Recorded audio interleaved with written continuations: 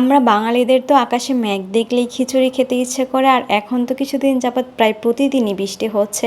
ওয়েদারের কোনো ঠিক নেই, যখনই ইচ্ছে হচ্ছে তখনই হুটহাট বৃষ্টি নেমে যাচ্ছে। সো হ্যালো এভরিওয়ান, আসসালামু আলাইকুম, welcome back to my lazy blog. আজকে আমি রান্না করব গরুর মাংস। এটা হচ্ছে কোরবানির গরুর মাংস। কোরবানির মাংসে আমাদের একটু বেশি পরিমাণে চর্বি হয়েছিল। আমি চর্বিগুলো সরিয়ে তারপর এগুলো একটু ছোট ছোট পিস করে কেটে নিয়েছি। কোরবানির সময় এগুলো একদম বড় বড় সাইজ ছিল। এই বড় বড় মাংসগুলো রান্না করলে ভিতরে একদমই মশলা যায় না, সিদ্ধ হয় ঠিকই কিন্তু ভিতরে একদমই কোনো টেস্ট লাগে না খেতে। আজকে আমি এই রান্নাটা হাতে মাখিয়ে রান্না করব।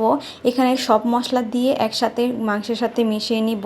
এটা আমি শিখেছি আমার মায়ের কাছ থেকে। আমার মা সবসময় গরুর মাংস এবং খাসির মাংস হাতে মাখিয়ে রান্না করে। এভাবে মাখিয়ে যদি মাটির চুলায় রান্না করা হয় তাহলে কিন্তু এদের টেস্ট একদম ভিন্ন হয়। আমার এখানে তো আমি মাটির চুলা কোথায় পাবো, এখানে তো আমি গ্যাসই পাই না। এই কারণেই আজকে আমি হাতে মাখিয়ে রান্না বসিয়েছি, কারণ এখানে কষাতে বা মশলা কষাতে পেস্ট কষাতে অনেক বেশি সময় নষ্ট হয়ে যায়।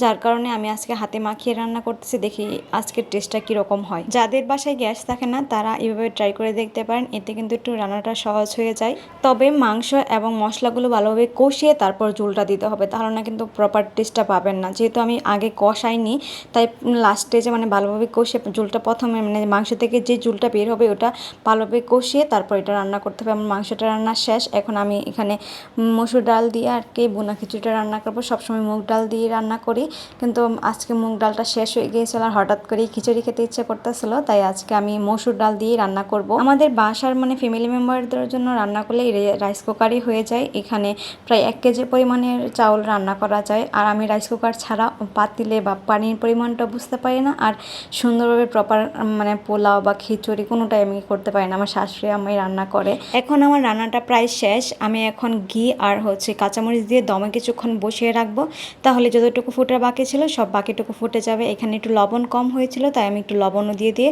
ভাপে বসিয়ে দিব। এই তো আমার খিচুড়ি আর গরুর মাংস রান্না করা শেষ। আমার মতো কার কার খিচুড়ি খেতে ভালো লাগে অবশ্যই কমেন্ট করে জানাবেন। Thank you watching my video.